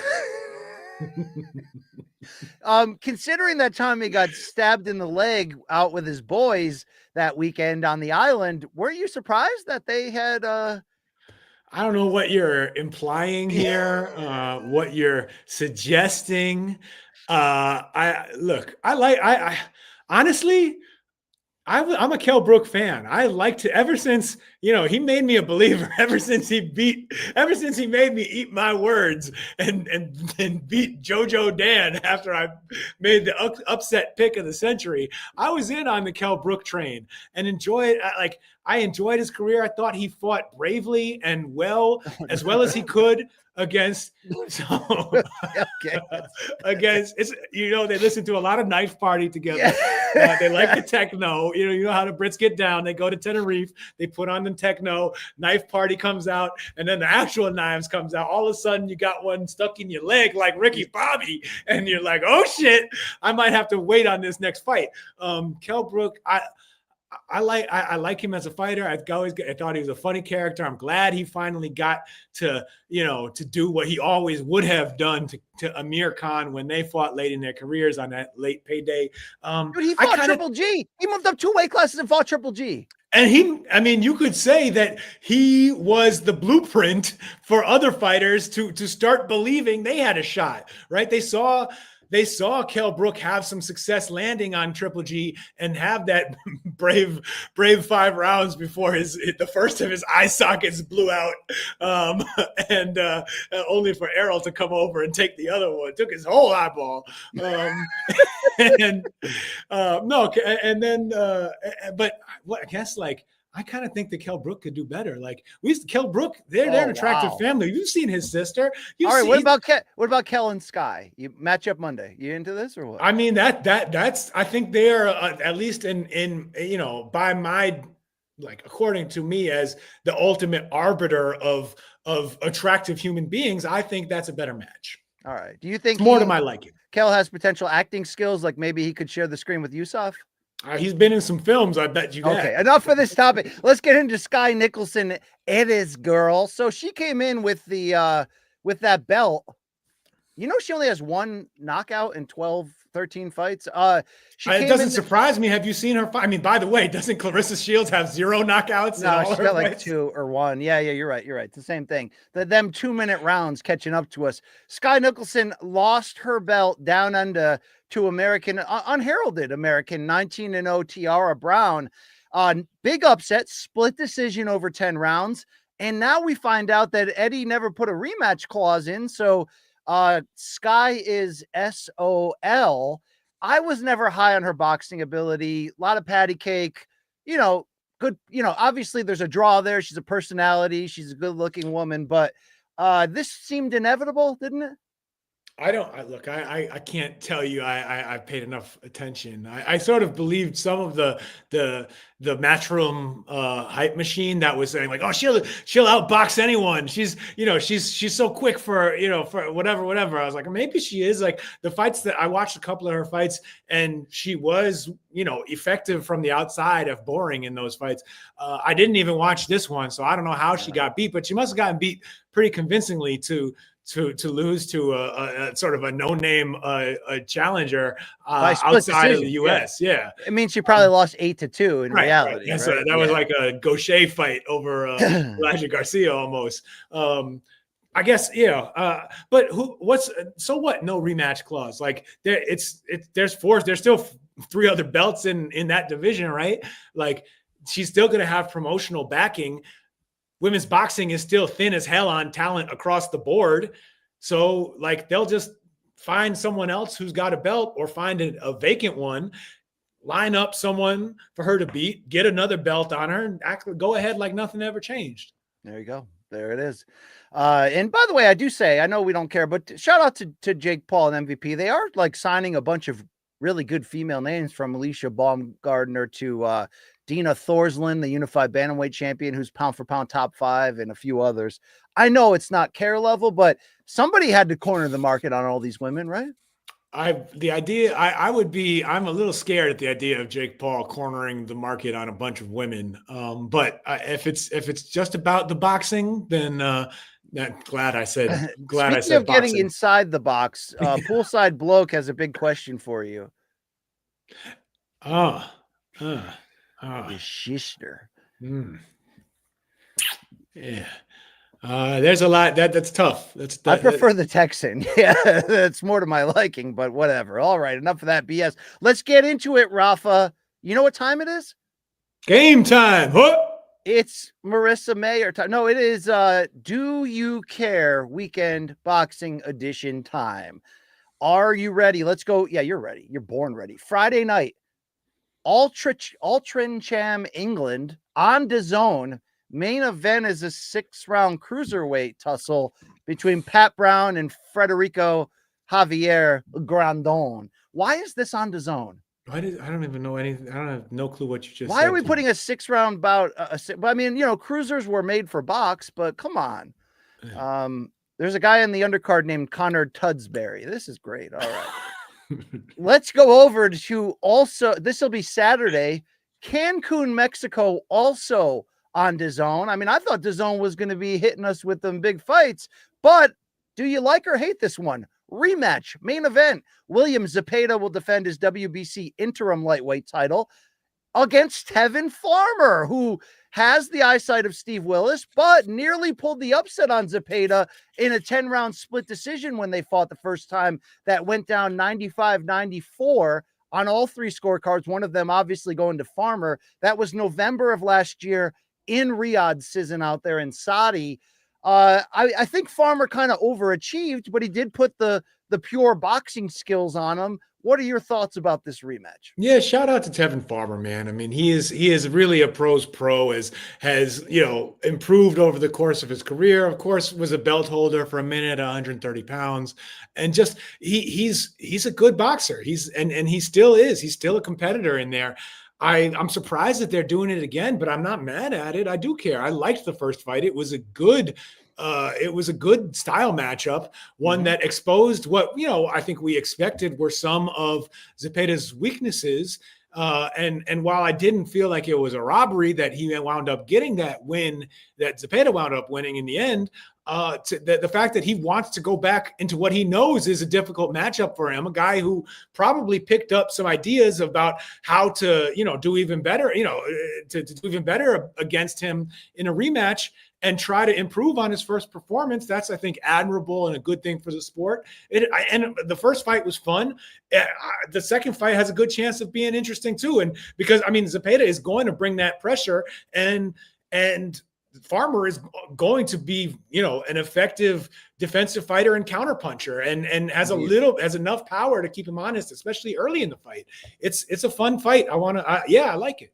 Me too. Farmer's 34 years old. He doesn't have 7 defeats, but he turned pro in 2011. He had 7 fights his first year, or 6 fights, like a lot of young pros. Do you know in his first 5 fights, he went 2 wins, 2 losses, and 1 draw? So the fact that he's put together a near elite run after that, right? His losses are his big time losses are by stoppage to Pedraza in 2012. And then, of course, he went on that long winning streak until recently, when Joseph Diaz took a decision over him in 2020, and then the decision loss to Murataya in July of last year, followed by the Zepeda one. But Rafe, I got to say, even though I forgot that I called the William Zepeda fight on the first ever Ring City USA card and had to be reminded of that, I think Shakur's going to light him up. In fact, if I'm Oscar and Golden Boy, I'm not, even though they're the interim champion in the same division where Shakur has the belt, I think they should still try to keep him away from Shakur, even though I don't support that way of movement. Do you have any belief that Zepeda could compete against Shakur?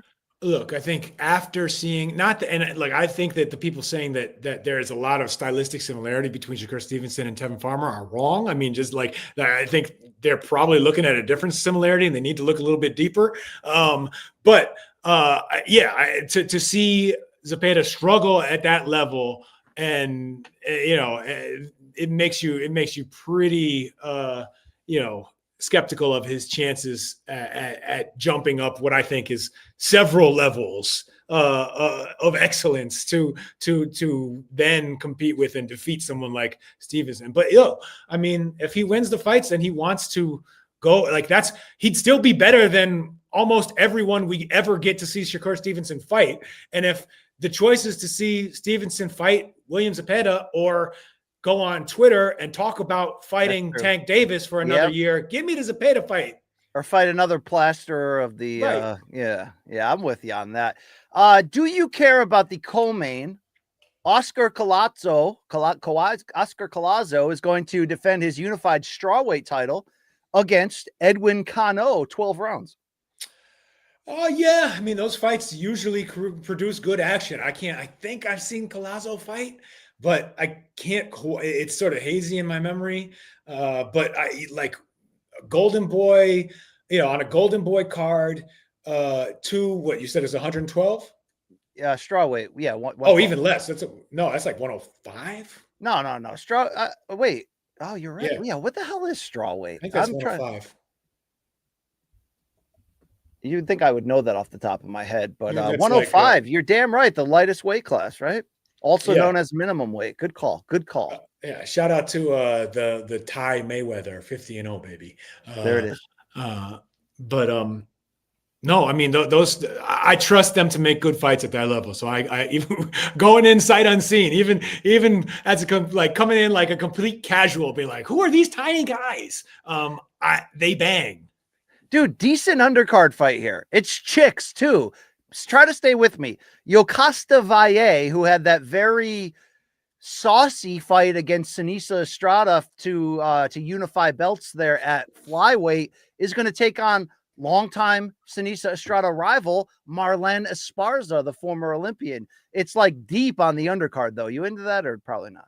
I will pass on that. Okay, that's great. Let's keep it going here. Let's go Saturday, Las Vegas, the Fontaine. What the hell's the Fontaine Blue? What the hell's that? I don't know. Is that a hotel? It is. I'm been there. It's not in. That's not the place. That's not like the ballroom inside Marquee, is it? I don't know. I don't even know what that means. I don't know. Anyway, we got chicks. We got a hot rematch. Look, the first fight I'm serious. It was a fight of the year contender. Maybe it was helped by the saucy storylines of the red paint, as Rafe may or may not have been in New York City that weekend. But Michaela Mayer, the WBO women's welterweight champion, who I have to say, I've grown to really respect Michaela Mayer. Moving up in weight, she's in action fights all the time. She's a champion in this division, and we get Sandy Ryan part 2. Unfortunately, the press conference will not be until later today, so we don't have a lot of new fuel to get into as you finger that paint can. Trying to do it like Zed did to the Gimp in Pulp Fiction. But look, I'm into this. I love that they made it the main event. The first fight way overachieved. It was great. I'm never going to forgive Mark Kriegel for saying that it was. I was just going to say, I'm sure you agreed with Kriegel, who said, forget Barrera Morales to give me Michaela Mayer and Sandy Ryan. But I think even worse than that, he said, the winner of this fight will undoubtedly be on the Mount Rushmore of all-time great women. Like, what? Wow. Anyway, what are your expectations for the rematch? Will we see any pre-fight hijinks in the next 48 hours? And will this be another fun action fight between two ladies who do not like each other? Is there still any beef over the trainers? Is Michaela Mayer still a little bit sore over Sandy Ryan? Kay Karoma? Yeah, working with I think so. I think that was obviously the start of the beef between them. But her trainer? Dude, the paint thing took it to a new level. And quick aside from VA here, the Fontaine Blue is the newer casino on the North Strip north of Wynn and Oh, that's Encore. terrible. I don't want to go that far north. I haven't been to Vegas in a minute. Why don't you just That's go to the way Trump too far, man. hotel at that one and trade war secrets over text, right? That's great. Okay. What do you got here? Do you think we will see another incident? That's kind of what I really care about, the soap opera side of this. All right. I don't think we will see another incident in Vegas. It's pretty tough to like. Vegas is locked down. They got cameras everywhere. I guess they do in New York too. They still haven't caught the perpetrator, right? He's still out there. I'm glad he's still out there because he's a good man. Let me just say he's misunderstood. Yeah. Was it someone related to Team Mayor? Gun to your head. Yes. Yeah, for sure. Okay. I don't know, or unless you think it's like a what do they call it? A crisis actor or a paid like they're like an op from the other side to make it look like. What if it was? I'm going to be honest here. What if it was Luigi Mangione? He got bigger fish to fry, my friend. Clearly. What if he also? He's like, okay, if I can get away with this, then next time I'm gonna go cap somebody in the street. Look, that first fight was really close. Do you think Sandy Ryan can win this rematch? The first fight wasn't just close. It really was an awesome fight. I mean, it got me excited. It got me excited in ways that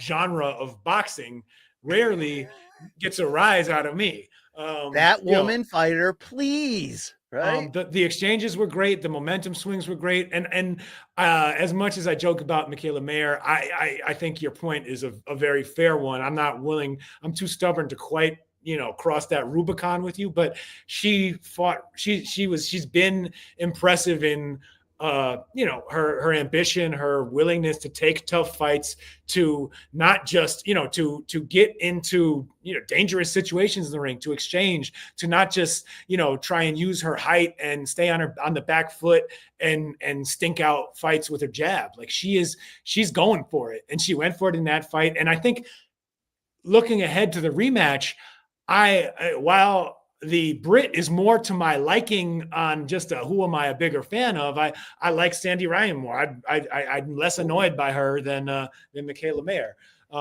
But I think that Mayer has a good case. There's a good case for Mayer having a lot more room to improve on her performance and fight even better and with more confidence than she did in their first fight, because that was one. I mean, it was her first or second fight at 100 at. Yeah. So Mayer, the fight before, fought Natasha Jonas for the IBF welterweight title and lost a very close split decision. And that was her debut at welterweight. The fight before, she fought at 140. And then obviously before that, it was one fight at lightweight. And then she had that run as a champion at 130. So it was her second fight at 147. And she, there were reasonable questions about how she's going to deal with this like physical, rough, fellow champion who's been at the weight, who's comfortable at the weight, who has some power and looks to fight aggressively, and came in, and maybe Ryan her head was out of the game after that incident, which I was not involved in, but she didn't fight like it. She fought like she was ready to go that night. Where I'm going with this is I think that Michaela Mayer is getting more comfortable at that weight. She's that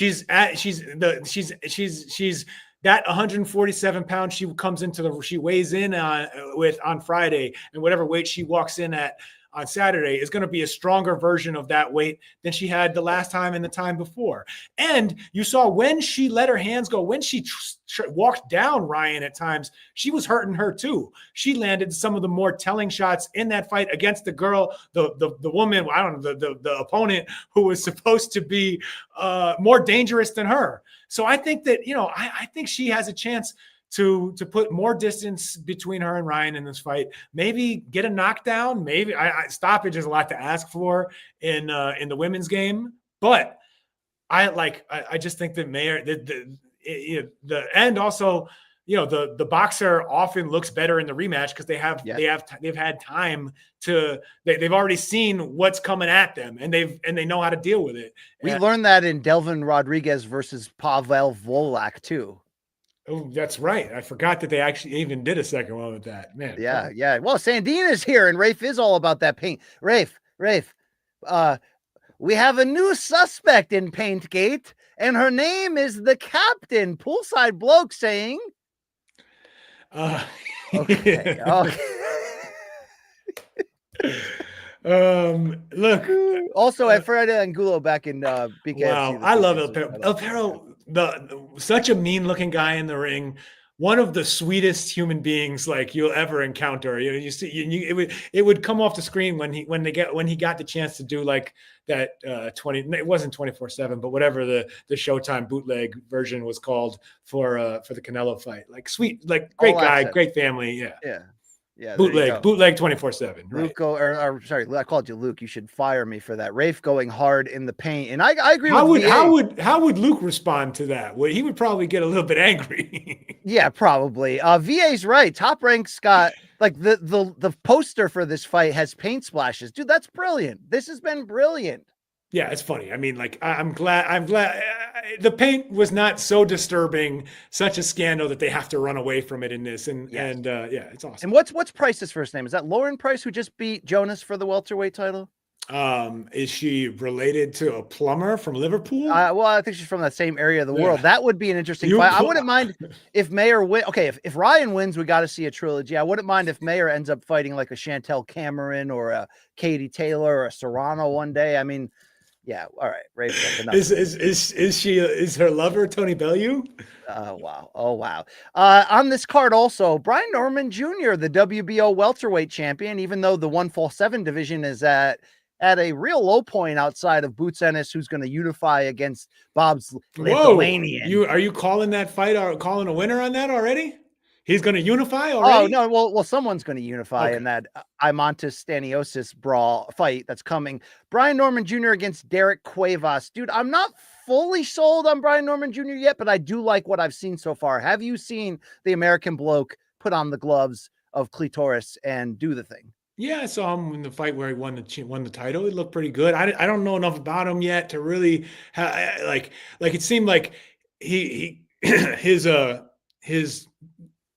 as a public figure, people learned about him a lot just as a name of someone who was supposed to fight Boots, and then it didn't happen.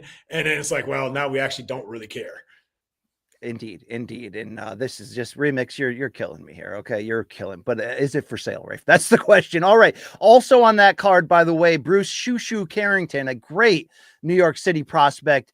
He was on the Tyson Paul undercard. He's going to take on Jose Enrique Vivas in a WBC featherweight eliminator. And son of the legend, one of the three fighting sons of Fernando Vargas, Emiliano, is going to take on Giovanni Gonzalez, 8 rounds, junior welterweights.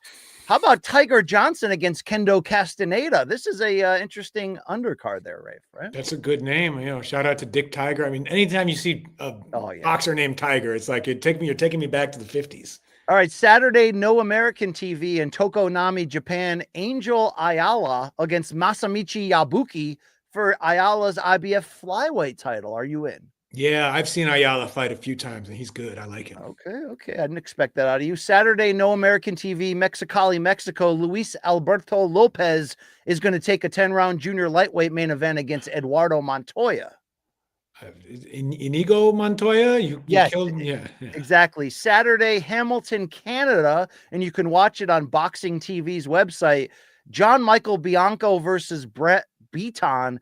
8-round super middleweights. This sounds like Corey Erdman written all over it, right? Wait, it's in the Great North? Yes, Hamilton, Ontario. Yeah. Oh, right outside of Toronto. Yeah, I don't know. Oh, that's your neck of the woods, basically. Well, I'm afraid to cross the border these days. I'm not trying to get messed with on either side. No, I hear you. Also on Sunday, Tokonami, Japan, the same site as the Saturday show. A fellow by the name of Melvin Jerusalem will defend his WBC strawweight title against Yudai Shigioka. You feeling that? He's getting sent back to Jerusalem. Okay. And also on Sunday from London, it'll be on DAZN. Who's watching this? Konstantin Ursu and Ethan James are going to do a 10-round welterweight. But dude, DAZN has bootleg cards on them, like real bootleg. Are they trying to put Tim Boxeo of Twitter out of business? And just like, so. We're tired of look, man, you're posting too many like random crappy boxing from around the world. you just gotta, we're going to start putting it on ourselves because we're tired of you stealing all that shine. Rafe, I know you didn't listen to it or watch it, but you got to check out my Edgar Berlanga off the rails interview I did on my personal channel here, where he said Mike Tyson only beat cab drivers in his first round knockouts, but that I mean, it's just, I mean, when he's talking about Caleb Plant, he's putting out a fork and knife, and then he's got this like stabbing knife, and then he's pouring salt. It was wild. This guy really believes that he's going to fight Canelo a second time and become the biggest star in the sport. You gotta shout out his chutzpah, as Raskin would say. Finally, Hank Williams also has an interesting note there. Did you see that Jeremy Hill, aka Zero, scored a huge upset against minus 1,000 favorite Malik Montgomery last Friday? Erdman was on the call. Malik trains with Tank and Calvin Ford, and Hill, by the way, managed by Adam Glenn of Jimmy's Corner. He's the son of Jimmy Glenn there. So right. You and I have had plenty of good times at Jimmy's Corner, right? A couple. I've not done the Jimmy's Corner thing as much as a lot of the boxing set. It's like you go in there and it's like the same sausage party you were just with at ringside, and now you have to talk to everyone more. It's even worse than being at least you could watch the fight.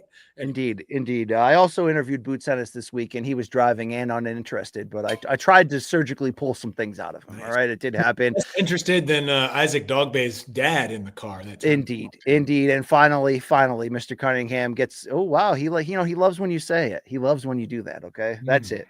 We got to go. Rafe, thank you for giving the people 2 hours of what they want.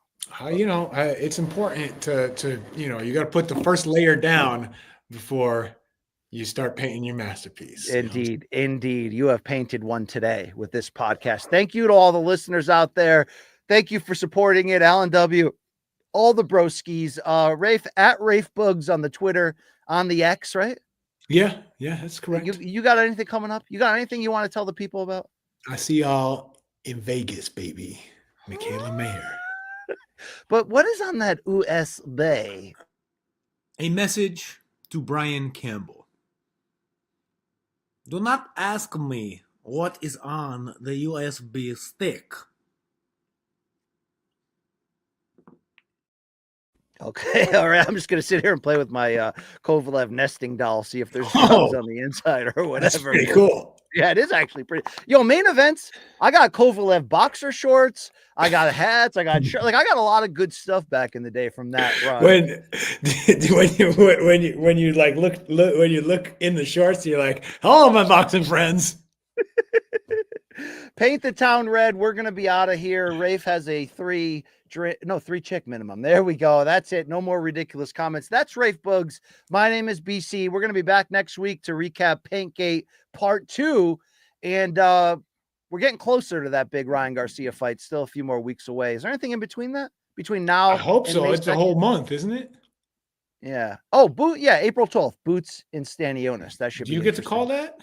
No, it's a Matchroom DAZN. Oh, that's right. Dang. Yeah. His Showtime days are over. Also, Tim Tszyu, April 5th. Saturday, April 5th. Tim Tszyu against Joey Spencer. I don't know if I'm calling that. Somebody from PBC will. We'll see what happens. Will you be going to Australia for that? I wish, man. I really wish. Do you know, I almost went to Tokyo for Ryan Garcia in December. I was in, I don't want to say in talks. Was he flying you in for something, or no, for that exhibition. You're going to call a fight. I was in not talks, but there were whispers that I might have been on that Janabek call in Kazakhstan on April 5th. Oh, that would be wild, yo. Awesome. Man, you got to, if that ever happens, you got to get me in there as like your body man or something. Do you think Triple G goes to that fight?